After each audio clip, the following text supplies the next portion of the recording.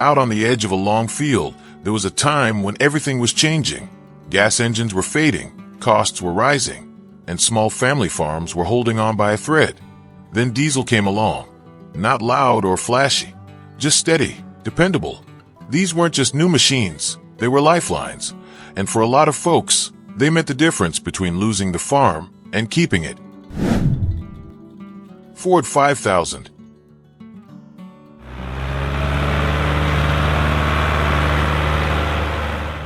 There was something solid about the Ford 5000, the kind of tractor that didn't try to prove anything. It just showed up and worked. Built from the mid-1960s into the mid-1970s, it came along at a time when farms were getting bigger, but money was still tight. Folks needed one machine that could do just about everything, and do it every single day.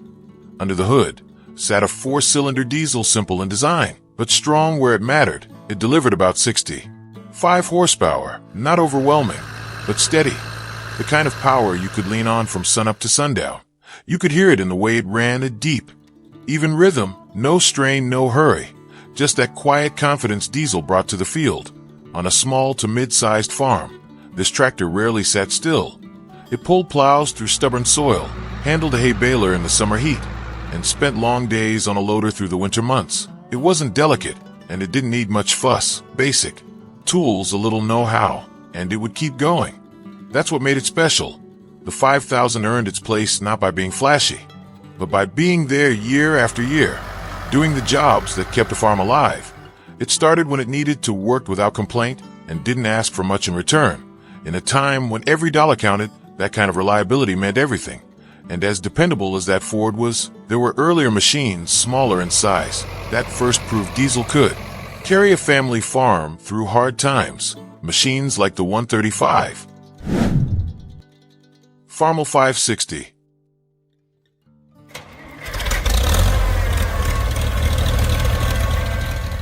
Back in the late 1950s, when the dust of change was just beginning to settle, the Farmall 560 diesel stepped into a world that wasn't quite sure about diesel yet.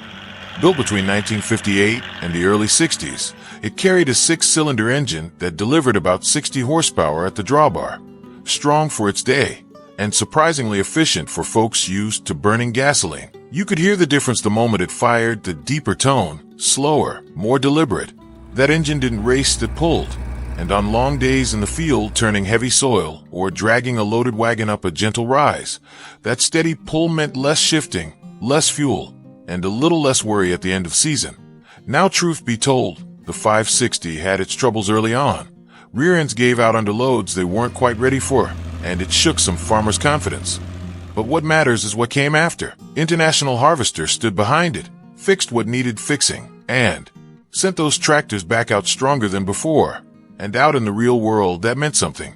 A machine that could be repaired, improved, and kept in the field, instead of being left behind. Once sorted out, the 560 became a dependable hand.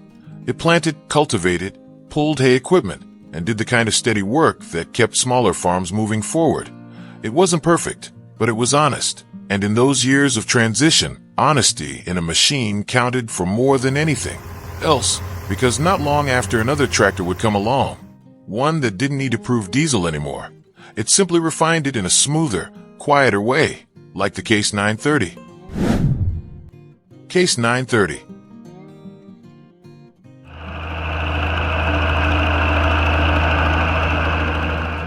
By the early 1960s, farms were stretching wider, rows getting longer, and the work demanded more than the tractors of the past could give. That's where the Case 930 diesel found its place. Built through the decade, it carried a big 6-cylinder engine, putting out around 80 to 85 horsepower, the kind of strength that changed how a day in the field felt. When that engine came to life, it didn't bark or snap. It rolled into a deep, steady rumble. You could feel it. Through the seat, a slow, confident pulse, like it knew it had the weight to handle whatever was hooked behind it. And out in open ground, pulling a wide plow or a heavy disc, it didn't hesitate. It leaned in and just kept moving forward. This wasn't a chore tractor. It was a field tractor. Long days breaking soil, covering acres that used to take twice the time. That's where it earned its keep. And even with that size, it stayed simple enough for a farmer to understand. No complicated systems. No delicate parts, just solid engineering you could maintain in your own shop with a wrench and a little patience. What made the 930 feel almost unbreakable was that balance. Big power, but not pushed too hard. Heavy build, but not overcomplicated. It didn't live on the edge of its limits, and because of that it lasted. Season after season, it showed up, did the work, and asked for very little in return. But even with all that strength, there were tractors that took a different, approached smoother, lighter on their feet, yet just as dependable, machines like the Oliver 1650. Oliver 1650.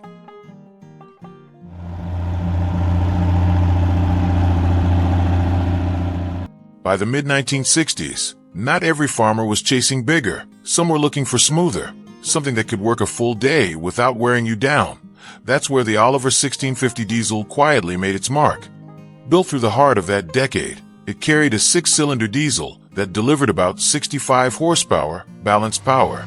Not too much, not too little, just right for a farm that needed versatility. When you started it up, the first thing you noticed wasn't noise, it was how even it felt. The engine didn't rattle or surge. It settled into a calm, steady rhythm. Out in the field, whether it was pulling a plow, running a hay baler, or handling a cultivator between rows, it moved with a kind of ease that made long days feel shorter. The 1650 wasn't built to impress from a distance. It earned respect up close. The controls were simple, the layout made sense, and when something needed attention, you could get to it without tearing half the tractor apart. That mattered on a small farm, where time in the shop meant time away from the field. What made it feel almost bulletproof was how little strain it carried. The engine wasn't pushed to its limits, the components were sized right, and everything worked together without fighting itself. It didn't break often, and when it did, it didn't stay down long. For many families, it became the tractor you trusted when the work had to get done right, the one you climbed onto without a second thought. And yet, while Oliver was refining smooth diesel power, other companies were pushing in a different direction, building machines with more raw strength, like the Minneapolis Moline G1000. Minneapolis Moline G1000.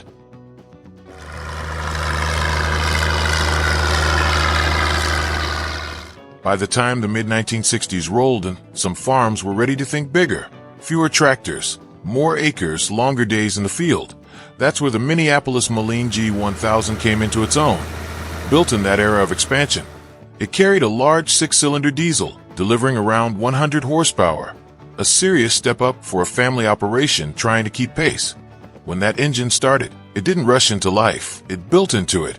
A deep, heavy rhythm, the kind you could feel through the steering wheel. This wasn't a light chore tractor, it was built for pulling. Hook it to a wide plow or a heavy disc, and it would settle in low on the throttle, just walking forward with a steady, unbroken pull. Out in the field, that kind of power meant fewer passes, less time, and less fuel burned over the course of a long season. One tractor doing the work that used to take 2 or 3, and doing it without being pushed to the edge. That's part of what made it last. It wasn't strained, it was built to handle more than most farms would ever ask of it. Even with its size, it stayed honest in its design. No complicated systems, nothing hidden away. A farmer with basic tools could keep it running, adjust what needed adjusting, and send it back out to work. And when something did wear down, parts were built thick, made to be repaired, not replaced. The G1000 wasn't just about power, it was about confidence. Knowing that when the field was long and the weather was turning, you had a machine that wouldn't quit halfway through the job. And still, not every farm needed that kind of size. Some needed something more nimble, but just as reliable, something like the Allis-Chalmers D17 diesel. Allis-Chalmers D17.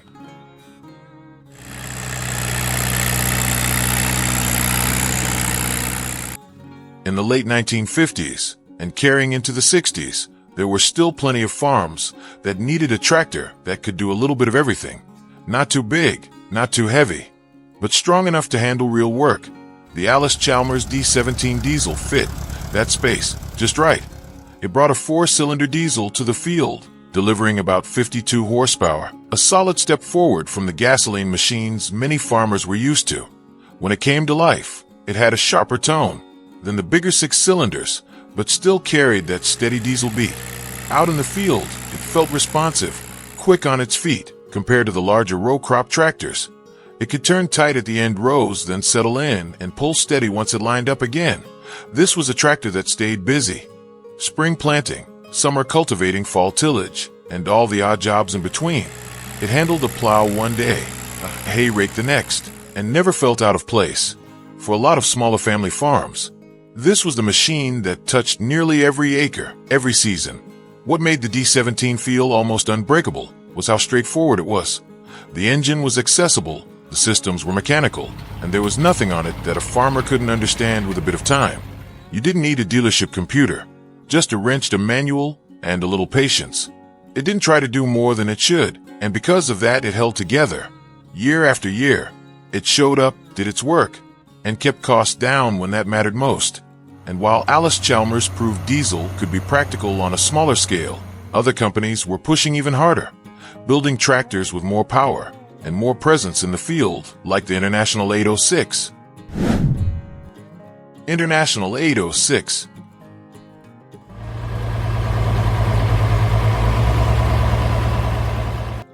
By the mid-1960s, the pace of farming had changed. Fields were bigger, seasons felt shorter, and there was less room for machines that couldn't keep up. That's where the International 806 diesel stepped in. Built between 1963 and 1967, it carried a 6-cylinder turbocharged diesel, putting out about 95 horsepower at the PTO, a serious jump that farmers could feel from the very first pass. When that engine came alive, it had a different kind of voice, not just deep, but charged with purpose. There was a steady whistle under load to a quiet push from the turbo, and when you dropped it into the soil with a plow or hooked to a heavy disc, it didn't hesitate. It dug in and held its ground. This was a tractor made for real acreage, long days of tillage, pulling equipment that would have challenged older machines, and doing it without constant strain. It gave farmers the ability to cover more ground in less time, and that mattered when weather windows were tight and every hour counted. But for all its strength, the 806 stayed honest. The layout was straightforward, the engine accessible, and most of what kept it running could be understood without guesswork. It wasn't delicate, and it didn't need constant attention. Keep up with the basics, and it would keep going. That's where its reputation came from. Not just power, but staying power. For many families, it became the backbone of the farm, the machine you trusted when the job had to be finished before the rain came. And yet, even with all that strength, there were tractors that offered a different kind of reliability, not through size, but through simplicity. Machines like the Ford 4000. Ford 4000.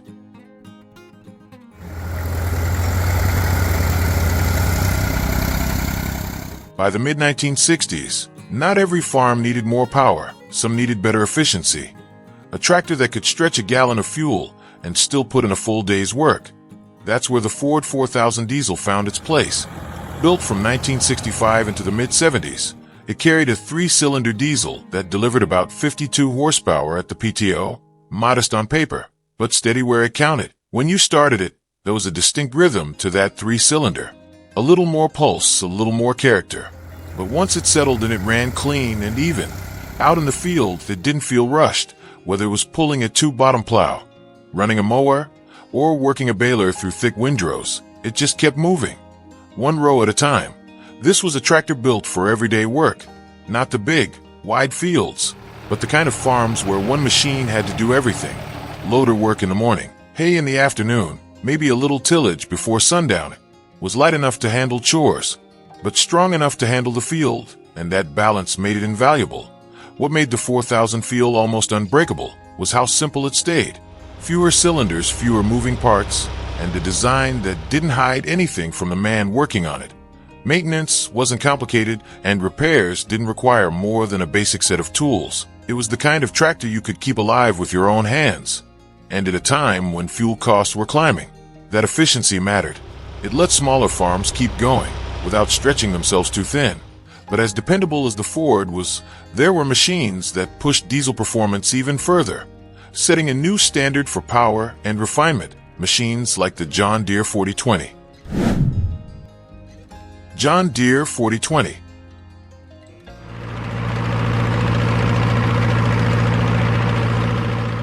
By the time the early 1960s arrived, diesel was no longer a question.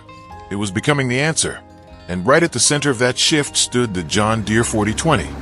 Built from 1963 to 1972, it carried a 6-cylinder diesel that delivered about 95 horsepower at the PTO, a level of power that felt both strong and surprisingly smooth.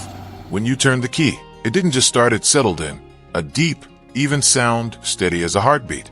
No sharp edges, no strain in the tone. And out in the field, pulling a plow through heavy ground or running a planter across long rows, it held that rhythm all day. You didn't have to fight it, you worked with it. The 4020 wasn't just about horsepower. It was about how usable that power felt.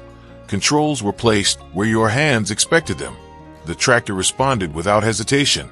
And after a long day, you stepped down a little less tired. That mattered more than folks often say. What made it feel almost indestructible was how well everything was matched. The engine wasn't pushed beyond its comfort. The drivetrain could handle the load. And the whole machine worked as one piece. Keep oil in it, keep it maintained. And it just kept going. Year after year, season after season, it earned a kind of quiet trust. For many farmers, this was the tractor that proved diesel wasn't just practical, it was better. Stronger when it needed to be, smoother when it mattered most. And yet, even with all that refinement, there was a smaller machine, simpler, more humble, that had already been carrying farms through hard times, the 135. Massey Ferguson 135.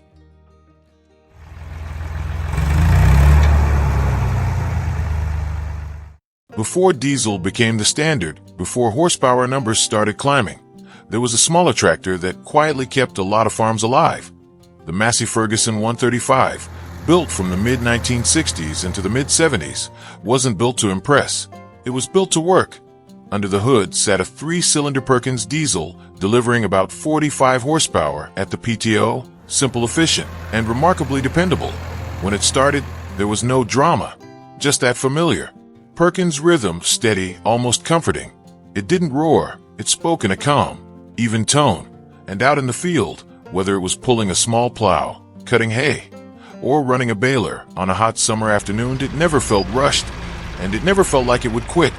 This was the tractor that fit the small family farm.